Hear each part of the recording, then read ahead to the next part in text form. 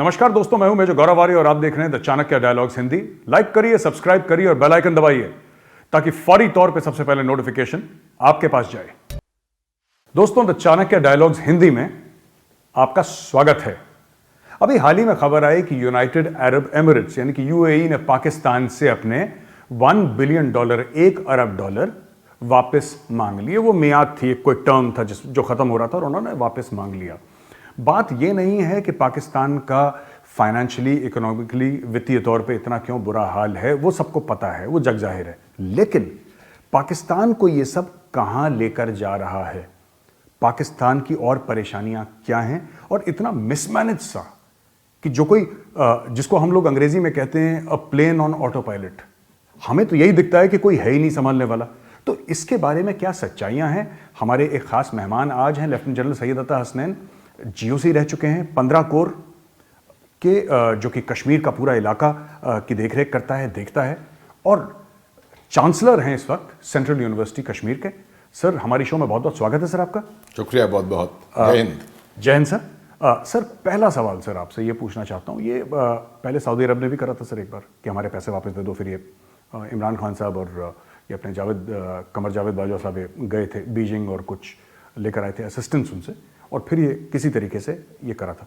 अब यूएई ने भी कह दिया कि हमारे पैसे वापस दे दो। ये क्यों हो रहा है सर लगातार पाकिस्तान के साथ, ऐसा क्यों हो रहा है? देखिए गौरव, इसकी सिर्फ एक स्थिति नहीं देखते हम जिसके अंदर $1 बिलियन, $1 अरब जो है वो वापस मांग लिया है यूएई ने। ये पूरी पाकिस्तान की स्थिति पर ऊपर हम तवज्जो देखते हैं। देखिए, पाकिस्तान का हाल इकोनॉमिकली काफ़ी बुरा है और काफ़ी सालों से बुरा है। यहाँ तक कि उन्होंने डिवैल्यू किया है पाकिस्तानी रुपये को, बेशुमार दफ़े डिवैल्यू किया है। $1 तकरीबन ₹150 तक उसकी रकम वैल्यू पहुँच गई है, जहाँ के भारत का जो रुपये है $1 70, 72, 73 तक रहती है।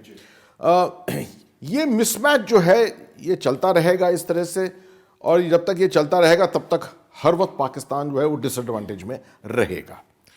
अब ये हाल ये हुआ है कि पाकिस्तान को दुनिया देखती है एज ए नेशन, ऐसा मुल्क जहां से रेडिकलिज्म, रेडिकल आइडियोलॉजी जो है वो पैदा होकर और वो पूरे दुनिया में फैली है। सबको मालूम है कि किस तरह से जो उनका पश्चिमी बॉर्डर है वहाँ पर जो मदरसे बने थे, $3 बिलियन रिफ्यूजीज़ जब अफ़गान आए थे बाहर, वहाँ से कैसे ये पूरी ऑब्सक्यूरेंटिस्ट या बड़ी एक्सट्रीमिस्ट रेडिकल आइडियोलॉजी बनी थी, और वहीं से ही सब कुछ शुरू हुआ। जो 9/11 हुआ, बाकी सब चीज़ें हुई, तो दुनिया के जो आज ज़्यादातर प्रॉब्लम है वो उसकी जड़ जो है वो पाकिस्तान है। अब जो फॉरवर्ड लुकिंग देश हैं दुनिया के, इस्लामिक कंट्रीज़ भी जो हैं, अब जैसे यूएई है जो ट्रेड और इकोनॉमी में बिलीव करते हैं, अब सऊदी अरेबिया भी खुद ज़्यादातर अब मॉडर्निस्टिक बनने की कोशिश कर रहा है, अपनी फ़िलॉसफी, आइडियोलॉजी भी चेंज कर रहा है। ये सब अब देखते हैं कि पाकिस्तान जो है वो अभी भी वैसी ही जड़ बनी हुई है और पाकिस्तान को बदलना पड़ेगा इसके तरह से। अमेरिका जो है, जो पाकिस्तान का बहुत पुराना दोस्त है, और पाकिस्तान अमेरिका के लिए बहुत बड़ी अहमियत रखता है, अफ़गानिस्तान की वजह से, सेंट्रल एशिया की वजह से, नॉर्थ वेस्ट इंडियन ओशन की वजह से अमेरिका चाहता है कि पाकिस्तान भी स्टेबल रहे। तो इसलिए पाकिस्तान की मदद ही करने के लिए मेरे ख्याल में ये कोशिशें की जाती हैं वक्त वक्त पर कि वो चीन के साथ ना रहे इतना, चीन के साथ उसकी जो संबंध जो है उसमें कुछ हद तक बाधा पड़े, पाकिस्तान इंटरनली इतनी ज़्यादा रेडिकलाइज ना हो। इन सब चीज़ों को देखते हुए कुछ मेजर्स जो है इंटरनेशनल कम्युनिटी के अंदर लेड बाय अमेरिका, ये मेजर्स ले जाते हैं। अब आप देखें, सऊदी अरेबिया ने पहले $3 बिलियन लोन दिया था और $3 बिलियन के उनको एनर्जी क्रेडिट्स दिए थे पाकिस्तान को। वो $3 बिलियन के एनर्जी क्रेडिट्स तो कायम है, मगर $3 बिलियन लोन उन्होंने वापस मांगा। यूएई ने उनको लोन दिया था, वो अब $1 बिलियन वापस मांग रहे हैं। $1 बिलियन से यूएई की इकोनॉमी में कोई फर्क नहीं पड़ेगा जी, ना $3 बिलियन से सऊदी अरेबिया में पड़ेगा। जो अंडरलाइंग मैसेज है इसमें, जो पैगाम जा रहा है, जो पाकिस्तान की आवाम को, पाकिस्तान की लीडरशिप को, पाकिस्तान की आर्मी को, डीप स्टेट को, वो ये है कि आप सुधर जाओ, आप सुधर जाओ, लाइन पे आ जाओ। और ये मैसेज जो है मेरे ख्याल से कहाँ से आ रहा है? ये अमेरिका से आ रहा है जी। अमेरिका चाहता है कि via UAE through Saudi Arabia, जो कि उसके साथ मिले हुए देश हैं, इजराइल है एट्सेट्रा, ये काम करें किसी तरह से कि पाकिस्तान के ऊपर कंट्रोल हो। पाकिस्तान जो है वह टर्की, मलेशिया, ईरान के साथ मिलकर जो है अलग एक्सेस ना बनाए। चीन के साथ संबंध उसके ज़रा कुछ हद तक उसके अंदर गिरावट हो। तो ये कैलिब्रेट करने की कोशिश कर रहा है ताकि पाकिस्तान को $1 बिलियन वापस देने के बाद सिर्फ क्या सब उनके पास रहेगा कि वापस अमेरिका के पास आओ। और अमेरिका ने, आपको याद होगा, 2018 में एक जो $9 बिलियन का डिमांड था, उसको $6.5 बिलियन IMF का एक लोन पाकिस्तान के लिए अप्रूव कराया था, जिसकी किस्तें अभी भी $1.5 बिलियन की किस्तें पाकिस्तान को मिल रही हैं। तो ये पूरा जो है इज अ लार्जर प्लान, ये इज अ लार्जर कैलिब्रेशन कि कैसे पाकिस्तान को वापस लाइन पर लाया जाए। आई एम क्वाइट सर्टन के पाकिस्तान को बिल्कुल अंदरूनी तौर पे इम्प्लोड करने का कोई इसमें मकसद नहीं है। There is no intent like that. उसके अंदर सिर्फ ये है कि कैसे उनकी जो थिंकिंग है और कैसा उनका जो अप्रोच है towards their own national security and their own stability, वो उसके ऊपर कैसे कंट्रोल किया जाए। तो ये इसका मकसद है मेरे ख्याल में। सर, एक ज़माना ये था जब सारे को कमांडर्स पाकिस्तान के और पाकिस्तान का मीडिया और बाकी सब लोग जो पाकिस्तान के बड़े बड़े एहलकार थे सर, बड़े बड़े इदारों के जो हेड्स थे, सब कस्में खाते थे सर CPAC की कि CPAC आएगा तो फिर यहाँ पे वीज़ा की लाइनें लग जाएंगी और लोग Pakistan, Imran Khan is on record sir, कि लोग आएंगे नौकरी करने के लिए वगैरह वगैरह। कुछ समय पहले कोर कमांडर बलूचिस्तान का जो उनका सदन आर्मी कमांड है सर, वहाँ पे उनका मैसेज भी आया था। उनका एक वीडियो है सर इंटरनेट पे, and I take the liberty of sending it to you sir. उसमें ये बोला था कि साहब ये चीनी तो पूरी हमारी ज़मीन खा जाएंगे और हम लोग सिर्फ उनके पंचर लगाएंगे, हमारे होटलों में वो खाना वाना खाएंगे, इस तरीके will be left to do jobs which are almost menial nature, if I can use that word sir. तो अब जो मीडिया था सर पाकिस्तान का, वो भी अब बात कर रहा है, it started questioning the CPAC investments. एक तो ये चीज़ है सर। दूसरी चीज़ ये है कि वो हनुमान टोटा पोर्ट वाला एग्जाम्पल अब पाकिस्तानी मीडिया में अक्सर दिया जा रहा है कि 99 ईयर की लीज पे चीनियों ने ले लिया है क्योंकि पैसे वापस नहीं दे पाए। कोई कह रहा है साहब 1 करोड़ चीनी आके सेटल हो जाएंगे, और ये बातें हो रही हैं। मेरा सवाल दूसरा है सर, क्या in spite of the fact we all agree that the Pakistan Army is a disciplined unit sir, मतलब the chief is the boss and obviously और को कमांडर्स जितने भी हैं they are gently, but sir इतने अलग अलग नॉइजेस क्यों आ रहे हैं पाकिस्तानी फौज से? And I will connect it to the economic issue which we started off with sir, जो हमने पैसे की बात करी थी कि पैसा UAE और सऊदी वापस ले रहे हैं। ये अलग अलग वॉइसेस क्यों आ रहे हैं पाकिस्तानी आर्मी से सर? देखिए, इसका संबंध जो है ना, ये पूरी जो सिचुएशन इस वक्त पाकिस्तान के अंदर पैदा हुई है, इसकी जड़ जाती है to Pakistan I think founding philosophy. जब पाकिस्तान बना था उसी वक्त they were at a major disadvantage to the extent कि जो ऑर्गेनाइजेशनल ब्यूरोक्रेसी थी, एसेट्स थे, सब चीज़ें थी, वो भारत के साथ थी यहाँ पर। So we manage to stabilise everything and look towards becoming a effective democratic nation state. Pakistan जो है, इट्स टेक ऑफ जो था वही बड़ा अजीब था, और 10 साल के अंदर कूडेटा हो गया। अयूब खान साहब आ गए जी वहाँ पर 58 में जी, और तब से आप देख रहे हैं कि पाकिस्तान आर्मी का ज़्यादातर कंट्रोल रहा है। ये डीप स्टेट जिसको हम कहते हैं, वो अपने ही फेदर करते रहते हैं, अपने आप के इंटरेस्ट को फेदर करते रहते हैं हर वक्त, और जनता, आवाम, रिफॉर्म्स, फ्यूडल सिस्टम को ओवरटर्न करने का इन तरफ, इसके तरफ कहीं उन्होंने तवज्जो कभी नहीं दी।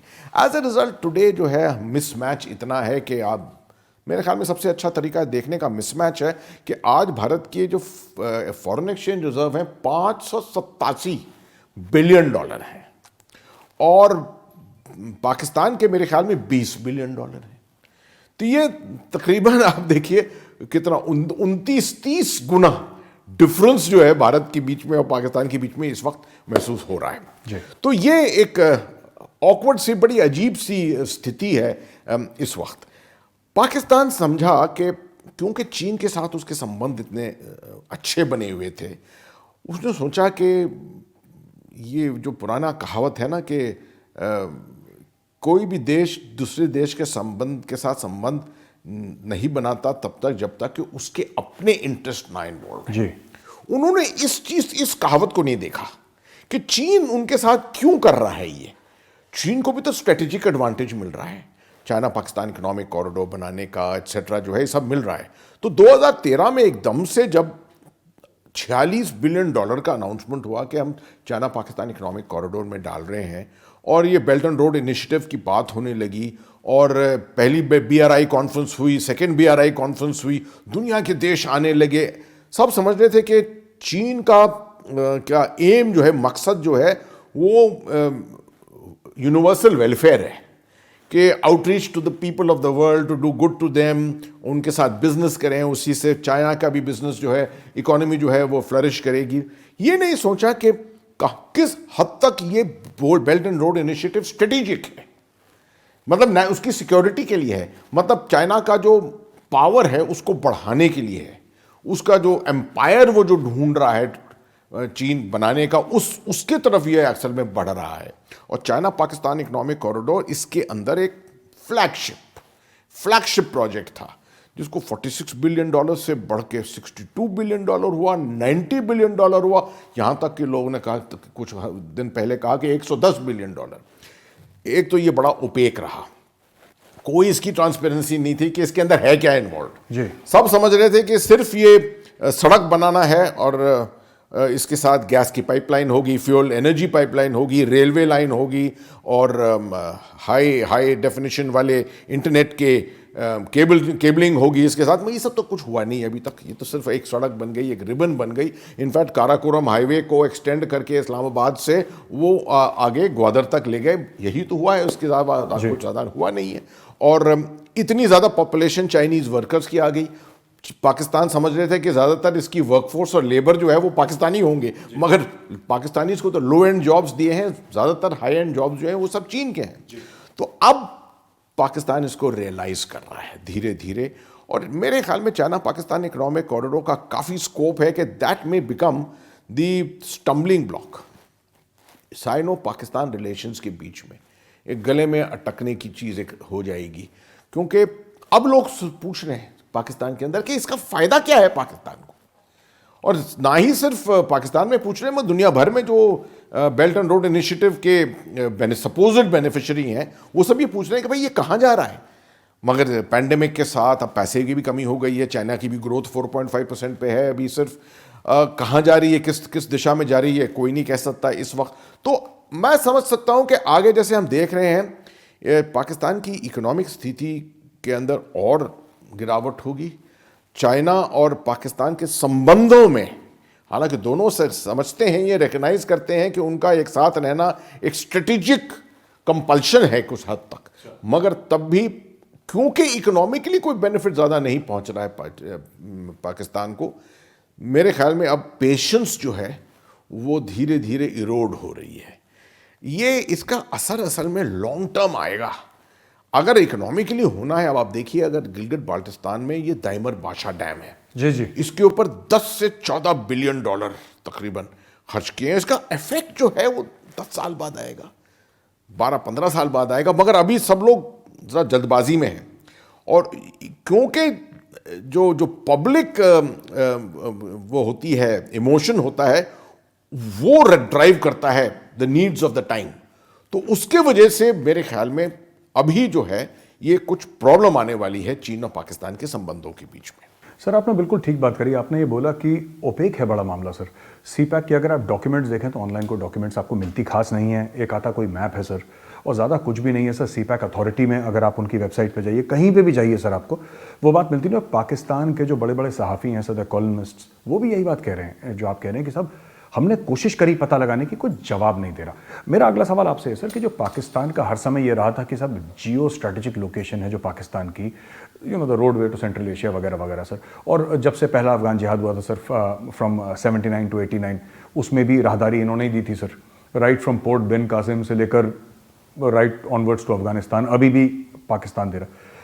कहीं सर आपको ये सेंसिंग है कि पाकिस्तान ने अपना जियो स्ट्रेटेजिक लोकेशन का कार्ड ओवरप्ले कर दिया, जिसकी वजह से बाकी काम ये लोग नहीं कर पाए? इन्होंने बोला कि the world will save us, क्योंकि दुनिया की मजबूरी है हमें बचाना, क्योंकि हम लोग जियो स्ट्रेटेजिकली ऐसी जगह लोकेटेड हैं कि अब गले में हड्डी फंस गई, उस टाइप का। Is this true? आपका सवाल बड़ा दिलचस्प सवाल है, मगर आप सही कहते हैं बिल्कुल कि पाकिस्तान की जियो स्ट्रेटेजिक लोकेशन को शायद दुनिया ने बहुत कम पढ़ा है, और खासा में भारत में हमने बहुत कम पढ़ा है। हम ज़्यादा चाहते हैं कि अपनी अहमियत दिखाएं कि भारत की अहमियत है, इंडियन ओशन का क्राउन है, कहाँ पर भारत की लोकेशन है, कैसे सी लेन्स ऑफ कम्युनिकेशन जो है उसके ऊपर हमारी डोमिनेशन चलती है, पूरे ईस्ट वेस्ट जितनी ट्रैफिक चलती है, ये हम ज़्यादातर नहीं देखते, और हमारी पब्लिक की तरफ हम कभी समझाने की नहीं कोशिश करते कि असल में पाकिस्तान की जो जियो स्ट्रेटेजिक लोकेशन है वो बहुत ज़्यादा अहमियत रखती है। एक दिशा से तरह से देखें आप तो मैं हर दफ़े एकेडमिकली ये एक्सप्लेन करता हूँ लोगों को, ये पाकिस्तान की जो जिसको कहते हैं पाकिस्तान की सरजमीन, वो सरजमीन जो है उसके इर्द गिर्द 5 सिविलाइजेशन है। मेरे ख्याल में दुनिया में कोई ऐसा मुल्क नहीं है जिसके चारों तरफ बॉर्डर्स की तरफ 5 सिविलाइजेशन हो। अगर आप काउंट करें तो एक तरफ भारत का सिविलाइजेशन है, चीन का है, सेंट्रल एशिया का है, पर्शिया का है और अरब है। 5 सिविलाइजेशन है जिनको कुछ ना कुछ पाकिस्तान से लेना है या कुछ ना कुछ वापस पाकिस्तान को देना है। अगर आप उनकी अहमियत को वैसे उस टर्म्स में देखें तो अफगानिस्तान में अमेरिका लड़ाई तो कभी कर ही नहीं सकता था बिना पाकिस्तान के सपोर्ट के। जब तक कराची हार्बर उनके पास नहीं था, ये लड़ाई ताजिकिस्तान और उज़्बेकिस्तान के जरिए एयर हेड बना के तो नहीं हो सकती थी। नहीं हो सकती सर। दूसरा, अगर आप देखें सेंट्रल एशिया का एनर्जी हाइड्रोकार्बन का जो क्रूसिबल है, अगर उसका फ़ायदा उठाना चाहते हैं central Asia in the future, तो इसका ज़रिया जो है निकलने का वो सिर्फ पाकिस्तान, अफगानिस्तान या ईरान के ज़रिए है। अब ईरान तो पराया है, आपको मालूम है कि दुनिया में आजकल ईरान को कोई देखता नहीं इस तरह से अमेरिका की वजह से। अफगानिस्तान अनस्टेबल है, अब सिर्फ अफगानिस्तान पाकिस्तान के ज़रिए ये ही निकल सकती है बाहर। अगर आप मिसाल देखें तो टापी जो Turkmenistan, Afghanistan, Pakistan, India pipeline थी सर, $10 बिलियन का उसका इन्वेस्टमेंट, और वो कहते हैं कि भारत का 25% गैस रिक्वायरमेंट जो है वो मीट कर सकती है। मगर क्योंकि ये टर्बुलेंस है अफगानिस्तान और पाकिस्तान में, ये गैस पाइपलाइन बन नहीं सकी। तो आपने बिल्कुल सही कहा कि पाकिस्तान महसूस अब कर रहा है, महसूस ज़्यादा कि जो स्ट्रेटेजिकली वो कितनी अहमियत रखता है, उसकी ज़मीन कितनी अहमियत रखती है पूरी दुनिया के लिए, और उसका कुछ हद तक एडवांटेज फ़ायदा वो उठा रहे हैं। डीप स्टेट जो है पाकिस्तान का, जिसके ऊपर हमने बहुत तवज्जो दी है, बहुत दफ़े हम लोगों ने बातें की हैं, वो डीप स्टेट की समझ है इसकी पूरी हद तक, और उनको मालूम है कि हम पाकिस्तान को अंदर से खोखला कर सकते हैं, करते जाएंगे। अगर स्थिति बिल्कुल ही बिगड़ गई तब दुनिया तो ही आएगी इसको कंट्रोल करने के लिए। मैं हर दफ़ा एक्सप्लेन करता हूं कि देखिए, सीरिया में जब इम्प्लोजन हुआ था, सीरिया का सिविल वॉर के जरिए इम्प्लोजन हुआ था, तो $24 बिलियन, 24 बिलियन की संख्या है पॉपुलेशन, उसका इम्प्लोजन हुआ। उसका असर जो है वो बेल्जियम, यूके, न्यूयॉर्क, वाशिंगटन तक पहुंचा। अब आप देखिए 200 बिलियन का देश है पाकिस्तान, इसके अंदर अगर इम्प्लोजन हो गया, ये पाकिस्तान की डीप स्टेट नहीं समझती है कि अंदर खुद ही इम्प्लोजन हुआ, इसका असर क्या होगा। एक तो पाकिस्तान तबाह हो जाएगा, मगर हमें भारत में सबसे ज़्यादा फिक्र करनी चाहिए, क्योंकि अगर पाकिस्तान अंदरूनी तरीके से तबाह हो गया तो इसका असर तो हमें ऊपर जाएगा। कहाँ जाएगा इसका? अफगानिस्तान जा सकता है कुछ हद तक, ठीक है, मगर ज़्यादातर असर तो हमारे ऊपर ही आएगा। पंजाब, गुजरात, राजस्थान, जम्मू कश्मीर, वेस्टर्न बॉर्डर्स जो है हमारे, इसी तरफ सब रेफ्यूजी आएंगे पूरे, ठीक है। क्या इसको कैसे? I beg your pardon sir, 71 में हो चुका है, 71 में हो भी चाहे 10 मिलियन रेफ्यूजी बांग्लादेश से ईस्ट पाकिस्तान से बिल्कुल सर आए थे अंदर। तो ये चीज़ें, इस चीज़ों के ऊपर तवज्जो देने की ज़रूरत है, और इंटरनेशनली एक इसके ऊपर समझना चाहिए कि भारत को इसको लीड करना चाहिए कि भाई पाकिस्तान को समझाओ, इनकी लीडरशिप को समझाओ, और उससे कुछ कंट्रोल रखो पाकिस्तान पर, क्योंकि an implosion of Pakistan can be catastrophic for South Asia, catastrophic for the world. Also the fact that they have nuclear weapons. Absolutely, ये बात तो हम बिल्कुल ही भूल गए, दिमाग से निकाल दी कि कितना कंट्रोल है इन न्यूक्लियर हथियारों के ऊपर। हालांकि पाकिस्तान की लीडरशिप तो हर वक्त इसको दुनिया को बताती रहती है कि जिस तरह से उनका कमांड एंड कंट्रोल उनका बनाया हुआ है, ये मेरे ख्याल में अमेरिका के अंदर भी इसकी फ़िक्र है, बहुत इसके ऊपर बहुत फ़िक्र है। अमेरिका की का जो वर्स्ट केस सिनेरियो समझते हैं इंटरनेशनली, तो वो है कि कोई टेररिस्ट ग्रुप एक सब किलोटन वेपन, न्यूक्लियर वेपन को लेकर और अमेरिका ही के किसी सबवे में जाकर उसको ब्लो अप कर दे। बिल्कुल sir, James bond movie type ना, ब्रीफकेस में लेकर रख दिया, समथिंग लाइक दैट। बिल्कुल, मगर अभी तो वो हालत नहीं आई है कि न्यूक्लियर वेपन कोई ब्रीफकेस में अंदर हम कैरी कर सकें, मगर वो काबिलियत आ सकती है।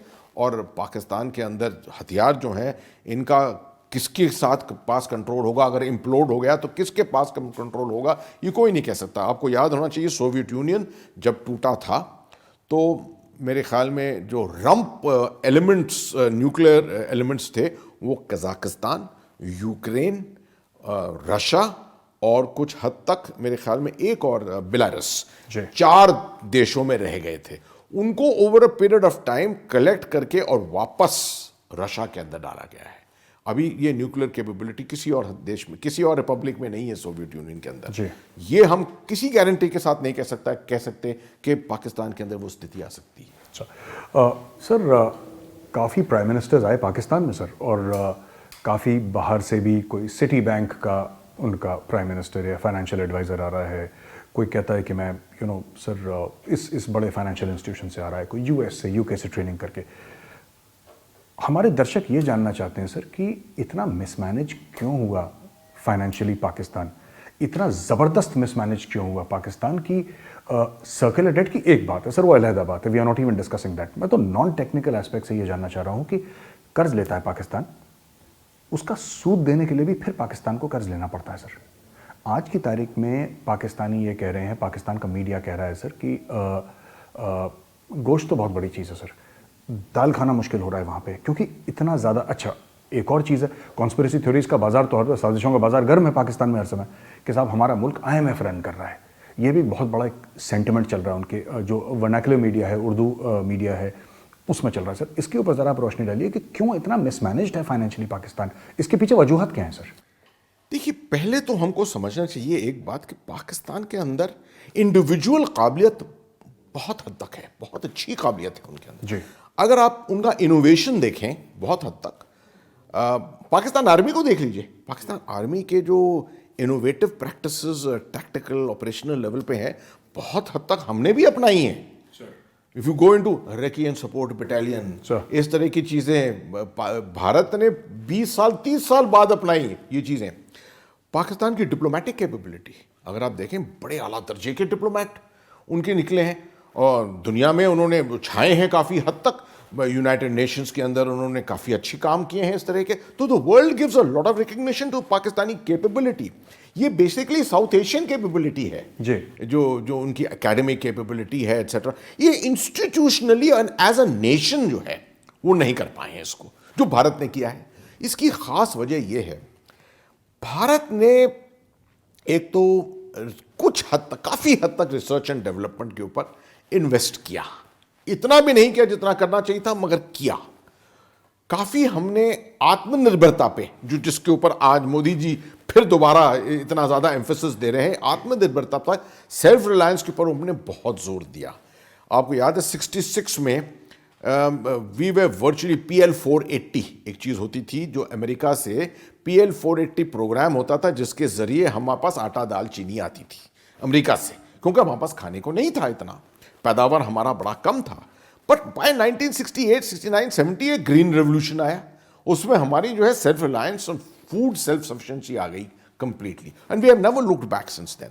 हमने हमारे इंस्टीट्यूशंस हैं, हमारे ऑपरेशन फ्लड जैसे देखिए आप, दूध मिल्क का जिस तरह से डॉक्टर कुरियन ने जिस तरह से ऑपरेशन फ्लड को अपनाया और किस तरह से लीडरशिप देकर we have a surplus in milk in the country. So बड़े अच्छे अच्छे ऐसे इनिशिएटिव्स आए जो गवर्नमेंट ऑफ इंडिया उनको सपोर्ट करती रही ऑल द टाइम। पाकिस्तान के अंदर इन चीज़ों के ऊपर कोई तवज्जो ही नहीं दी कभी। Restructuring of Pakistan internal economic capability, ठीक है, फ्यूडल स्टेटस को चेंज करना। आप भारत के अंदर देखिए जिस तरह से इंटीग्रेशन ऑफ इंडियन स्टेट्स किया सरदार पटेल के वक्त, जो है जो पूरा हुआ, जो पूरा कैंपेन चला, उसके लैंड रिफॉर्म्स, एग्रेरियन रिफॉर्म्स कितने हद तक हुए, इन चीज़ों पर पाकिस्तान ने कभी जब, और ख़ास तौर पे ये मैं अभी भी कहता हूँ कि मिसफॉर्चून ऑफ पाकिस्तान है कि 1958 10 साल के अंदर पाकिस्तान आर्मी आ गई। हम और आप दोनों आर्मी के हैं, हम समझते हैं कि काबिलियत आर्मी ऑफिसर्स के अंदर कितनी होती है, लीडरशिप की, बाकी चीज़ों की, मगर वी ऑल्सो अंडरस्टैंड कि आर्मी को का काम नहीं है इकोनॉमी को चलाना या आप समझिए एग्रीकल्चर को चलाना। ये चीज़ें, इसके लिए आपको टेक्नोक्रेट चाहिए, ब्यूरोक्रेट चाहिए, वेल ट्रेन्ड एडमिनिस्ट्रेटर्स चाहिए, वो करेंगे। पाकिस्तान के अंदर आप देखें तो every commission is headed by a military officer. और अब आप देखिए उनका जो फेमस फौजी फाउंडेशन है, जी जी, फौजी foundation is an industry by itself, breakfast cereal, और they even talk about underwear being manufactured by the Pakistan Army.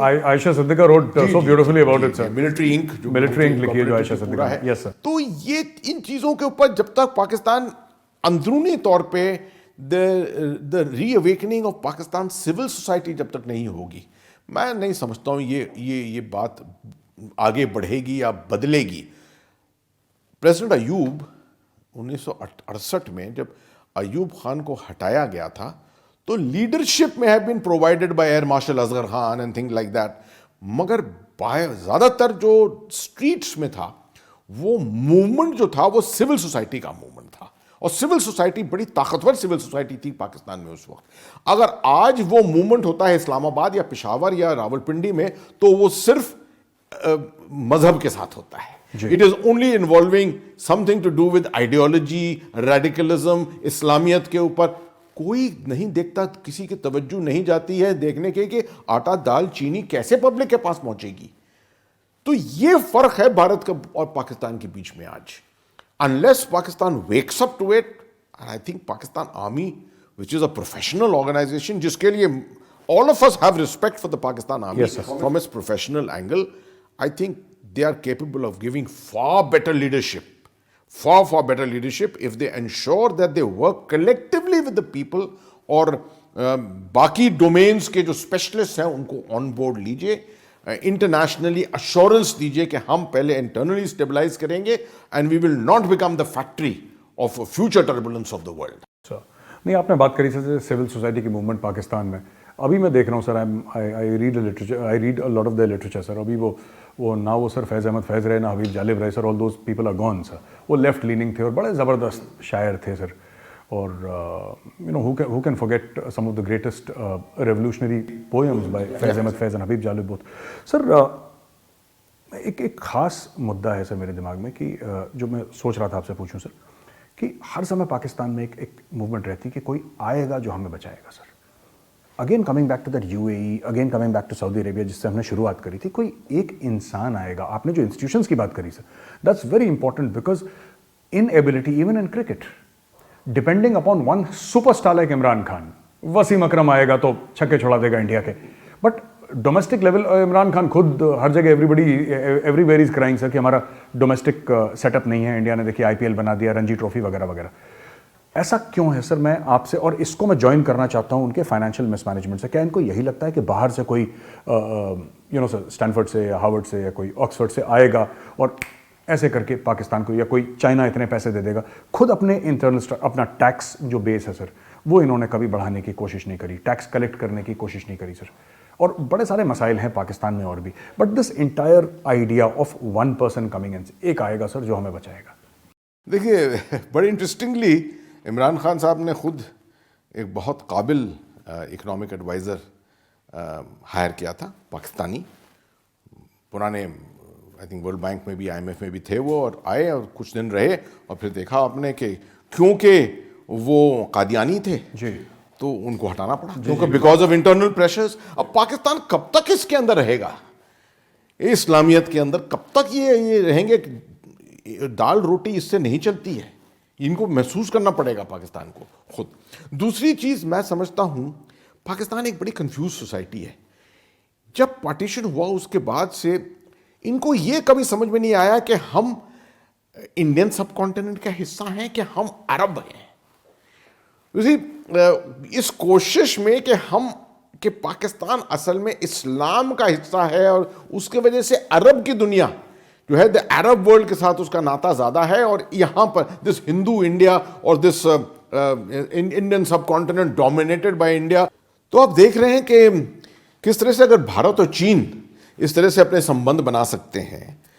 हालांकि बहुत लोग आजकल कह रहे हैं कि चीन के साथ हमें अपनी इकोनॉमिक्स ट्रेड स्टेटस को बदलना चाहिए एक्सेट्रा। मैं हर दफ़े कहता हूं कि ये दो अलग अलग चीज़ें हैं। बॉर्डर का प्रॉब्लम अलग है और इकोनॉमिक कोऑपरेशन अलग है। इसी तरह से भारत और पाकिस्तान कर सकते थे, मगर पाकिस्तान हर दफ़े अपने आप को अरब देश की तरफ देखता था, कभी भारत की तरफ नहीं देखना चाहता था। वो समझता था कि अगर वो कोऑपरेट करेगा भारत के साथ तो हर दफ़े भारत का डोमिनेशन ही होगा उसके ऊपर। मगर अगर वो भारत के सुझाव देखते शुरू में कि जो हमारे संबंध हैं, let's not base it on confrontation. ये जो बॉर्डर का प्रॉब्लम है, जम्मू कश्मीर का प्रॉब्लम है, ये सब चीज़ें पेंड हो सकती हैं, ये रिजॉल्व हो जाएंगी और उनको रिजॉल्व करना उतना आसान होगा अगर हमारे संबंध जो हैं, इकोनॉमिक संबंध, सोशल संबंध अगर इंप्रूव हो जाएं बहुत हद तक, तो इनको भी रिजॉल्व करना आसान हो जाएगा। मगर पाकिस्तान ने कभी नहीं समझा इस तरह से, क्योंकि पाकिस्तान के अंदर वो हर दफे समझते थे कि anti India will give a popularity to the deep state, और वो डीप स्टेट जो है, पाकिस्तान आर्मी जो है और बाकी जो डीप स्टेट के अंदर है, वो पाकिस्तान को स्ट्रैंगुलेट करके रखते हैं और नहीं चाहते कि किसी तरह से इन्वेस्ट करें भारत पाकिस्तान अच्छे संबंधों के अंदर। और ये पाकिस्तान की, मैं समझता हूँ, सबसे बड़ी ट्रेजेडी है। जी सर, मैं जानता हूँ आपके पास समय की कमी है, आखिरी सवाल पूछूंगा सर आपसे। सर, ये Pakistan fall into radicalisation, sir, इससे भी बहुत फ़र्क पड़ता है जो पाकिस्तान का इकोनॉमिक स्टेट। अब जैसे सर मौलाना मौदूदी की जो बुक्स हैं, उसका पाकिस्तान की ज़हनियत पे बहुत एक असर पड़ा है। ऊपर से जो अल्लामा इकबाल ने लिखा था सर, शिकवा जवाब शिकवा, सर एक पैन इस्लामिज़म की बात करिए, पाकिस्तान से बहुत इन्फ्लुएंस हुआ है सर। एक ही सफ़ में खड़े हो गए दोनों महमूद अयाज, ना कोई बंदा रहा ना कोई बंदा नवाज। एक पाकिस्तान को एक sense of history, a greater Islamic brotherhood. Now Pakistan इससे डिसअपॉइंट हुआ है सर। जब पाकिस्तान को लगा कि कश्मीर का मसला सऊदी अरेबिया और ये सब लोग नहीं कर रहे, तो उन्होंने फिर धमकी वमकी दी उन्होंने, जो कि मुझे लगता है सर कि थोड़ा सा गैर ज़रूरी था। They should not have done it, but ठीक है, Pakistan being Pakistan they did it. फिर बोला साहब तुर्की और ईरान और हम सब लोग मलेशिया मिलकर करेंगे। अब वो लोगों ने भी धीरे धीरे हाथ उठाना पीछे कर दिया। अब पाकिस्तान में एक सेंस ऑफ बिट्रेयल है सर। तुर्की ने वो 20-25 जो हेलीकॉप्टर गन शिप्स थे वो भी तुर्की ने हाथ पीछे खींच लिया बिकॉज ऑफ अमेरिकन प्रेशर, और ईरान ने बोल दिया कि साहब आप जहाज़ ऊपर से नहीं उड़ा सकते वगैरह। So there is this sense of betrayal, this identity crisis. I feel sir, and please correct me if I am wrong, ये जो आइडेंटिटी क्राइसिस है within Pakistan, you mentioned Arab ancestry, and they're sometimes looking towards the Persians, sometimes they're looking towards the Ottomans. कभी there is a new flavor of the season sir, every 7-8-10 साल में कुछ ना कुछ कर देते हैं। ये कितना रिस्पॉन्सिबल है पाकिस्तान का सर जो करंट हालात हैं, even the economic this thing sir? In fact जो आप कह रहे हो ये तो जड़ है इसकी, this lack of a solid foundation. ठीक है जी, जब तक एक मुल्क, खासतौर पे नया मुल्क, जब तक अपने फाउंडेशंस के ऊपर को मजबूत ना बनाए जी, और उसके ऊपर एतबार ना रखे, तब तक उसको बढ़ोतरी करना, आगे बढ़ना जो है बड़ा मुश्किल हो जाता है जी। तो this has been the bane of Pakistan के। आप देखिए, भारत से, हिंदुस्तान से उन्होंने संबंध तोड़े और समझा अपने आप को कि we are part of the Arab world. अब वो ईरान की तरफ, ज़्यादातर ईरान टर्की लिनेज की तरफ देख रहे थे, अब वहाँ से वो बिटरे हुए, अब वो इन अ सेंस ऑफ आइसोलेशन है इस वक्त। मेरे ख्याल में अगर एक कोई ज़बरदस्त लीडर होता इस वक्त पाकिस्तान के अंदर, या मैं समझता हूं कि एडवाइजर्स भी होते इमरान खान के इस तरह से, तो ये महसूस करते कि असलियत में अब हमने हर चीज़ को एक्सपेरिमेंट कर लिया है, पाकिस्तान ने हर चीज़ को एक्सपेरिमेंट कर लिया है, और सिर्फ जो एक्सपेरिमेंट रह गया है वो है भारत के साथ संबंध इंप्रूव करने का। तो उसको भी क्यों ना कोशिश कर लें। मैं समझता हूं कि ये एक सबसे अहमियत वाला एक्सपेरिमेंट होगा पाकिस्तान के लिए, कि चलिए हम देखते हैं 5 साल के लिए एक अच्छे संबंध भारत के साथ बनाते हैं, कश्मीर का मसला जो है थोड़ा दूर रखते हैं कुछ वक्त के लिए, इकोनॉमिकली सोशली अपने संबंध बनाते हैं, can we survive together in the subcontinent की के फ़ायदे उठाएं, सार्क का फ़ायदा उठाएं, बाकी दो देश हैं भारत जो इर्द गिर्द भारत के, इनका फ़ायदा उठाएं. Can we ultimately bring about a revolution through that? मेरे ख्याल में जब तक ये नहीं महसूस करेगा पाकिस्तान, तब तक इसको आगे बढ़ना बड़ा मुश्किल है. नहीं तो आप देखेंगे अभी अगर वहाँ से ठुकराए गए हैं ईरान और तुर्की के तरफ से, तो दोबारा ये कोशिश करेंगे सऊदी अरेबिया और यूएई की तरफ देखने की, अमेरिका के साथ संबंध बनाने के. जब चीन की तरफ से ठुकराएंगे तो अमेरिका की तरफ बनेंगे. ये मतलब फ्लिप फ्लॉप जिसको कहते हैं अंग्रेजी में, ये चलता रहेगा, मुद्दतों के लिए चलता रहेगा. And this will bring about an internal turbulence Pakistan के अंदर, जिसको ऊपर कोई डीप स्टेट या कोई पाकिस्तान आर्मी कंट्रोल नहीं कर पाएगी. सर, हमसे बात करने के लिए बहुत बहुत धन्यवाद. दोस्तों, लेफ्टिनेंट जनरल सईद अता हसनैन साहब के साथ हमने बातचीत करी, काफ़ी बातचीत करी किस तरीके से यूएई और सऊदी अरेबिया ने अपने पैसे वापस मांगे, ऐसा क्यों करा. फिर हमने बात करी पाकिस्तान के न्यूक्लियर एसेट्स की, हमने बात करी कि क्यों पाकिस्तान में एक आइडेंटिटी क्राइसिस है. मुख्तलिफ इश्यूज़ के ऊपर हमने बातचीत करी और अंत में यही है कि पाकिस्तान ये समझे कि भारत के साथ जब उसके संबंध नॉर्मल हो जाएंगे तभी पाकिस्तान में थोड़ी सी खुशहाली होगी, थोड़ी सी स्टेबिलिटी आएगी, वरना एक अनस्टेबल पाकिस्तान पूरी दुनिया के लिए खतरा बन सकता है. बहुत बहुत धन्यवाद हमें ज्वाइन करने के लिए. अगले हफ्ते एक और खास मेहमान के साथ आपके साथ जुड़ूंगा.